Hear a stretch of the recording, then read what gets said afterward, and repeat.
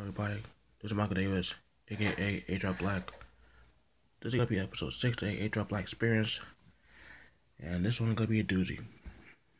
Because this whole women's revolution that WWE, and especially Quick Stephanie, trying to sell us down our throats for all these years, is really starting to piss me off. To a point that I just don't give a shit about everything that's going on in the women's division as right now.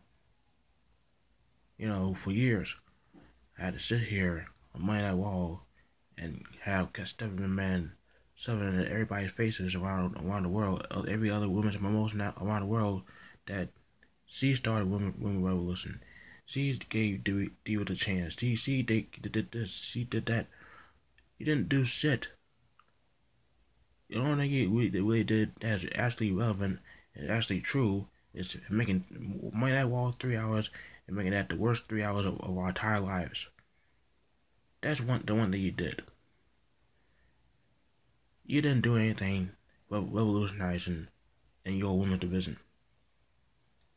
There's nothing revolutionizing about broad pain matches, bikini contests, diva searches, or having your women pose with Playboy here every now and then. There's nothing revolutionizing about that. And you say you want to make this. You said this is the first ever women's pay-per-view. What other company that I know that used to go by three little letters, who is now known as the number 2 company in professional wrestling right now? Oh yeah, Impact Wrestling. And not just Impact Wrestling that been doing this for years. It's Stardom, it's Shine, Simmer, All Japan, AAA, Glow, Wow, Women of Honor. The list goes on and on. Those women promotions have been doing it for years, while you just now figure out and got your head out of your asses and start doing it now. Good for you, WWE. You tried to steal from other promotions for years, and now you steal another idea from them, and you pretty much you're late to the party. You've been late to the party for years now, and while you ladies were pretty much trying to be known as eye candy, Impact Wrestling is over here been making their Impact knockouts a porn for years, for 10 years to be exact. Women like Gail Kim, Austin Kong, Mickey James, ODB, Anthony Love, Velvet Sky, Taylor Rowell, Taryn Terrell, all those women have been paving the way for all the future knockouts have been coming in now, like Tessa Blanchard, Allie, Rosemary, Mia Yim when she was there, Chelsea Green when she was there. Those women set the bar for the knockout division for years now, and it's just gonna get better. But you expect us to believe that we should be excited for this all women's pay-per-view that WWE that's giving us in October? How can we be excited if all you've been doing for the past months or so is booking your women poorly? Women like Bayley, Sasha Banks, Becky Lynch, Asuka. Talk about Asuka, someone who was undefeated for over 2 years in NXT, been NXT champion for years. You brought him up, bring him up to the main roster, you end up have her get jobbed out by Carmella twice. I wasn't so mad about her losing to WrestleMania, but having her lose to someone that can barely wrestle, like Carmella, no, I wasn't happy about that, not one bit. And I'm not even happy with Alexa Bliss, aka Little Shit Bliss, as a 5-time women's champion. Yet you have someone like Sasha Banks or Bayley who could easily take the title from her just like that.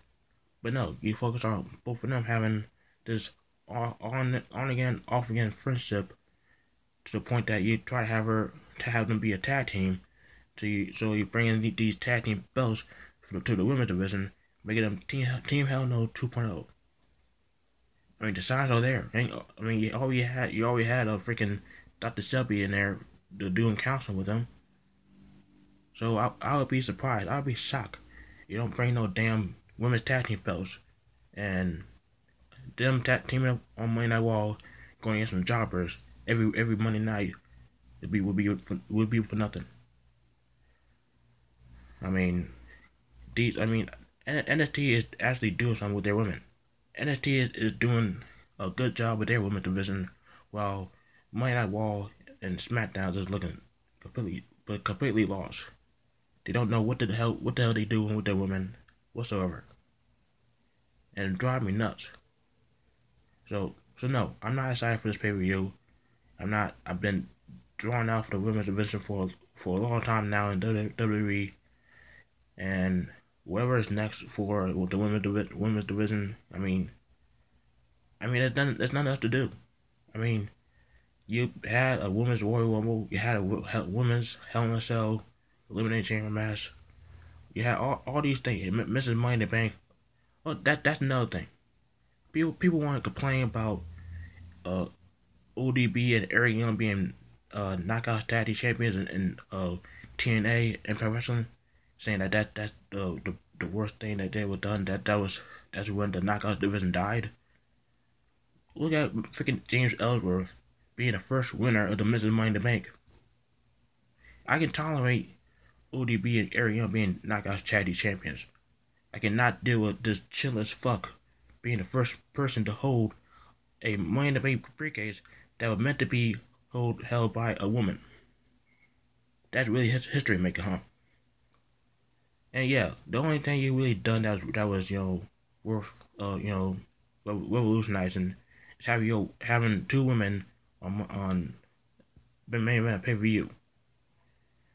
I mean, granted, Empire never did that, but I bet you if you put any two knockouts in the Hell in a Cell, they can make that match even better. Cause the match you gave us with Sasha Banks and Charlotte was horrible. It was not that good. You had a couple of spots here and there, but it was not, oh my god. The only thing people would actually focus on was Sasha Banks' ass, cause Charlotte would give her a Wesley all up in there. So nobody was really focusing on her on that match. I always been I focus on women's wrestling for a while now. I've been a fan for I'll say 8 years. I was not even paying attention to the women's division in WWE. I was paying my attention to the knockouts over on in TNA, or watching other women wrestle around the women wrestling scene. I was not paying attention to this diva search bullshit, this butterfly belt bullshit. I was not focused on that. The women that I saw busting their ass on TNA and Empire Wrestling, those were women that been respected by the promoters and the superstars, like actual wrestlers. Not eye candy. Yeah, they do calendars. Yeah, they do bikini contests here and there, but not as much as WWE did in the past.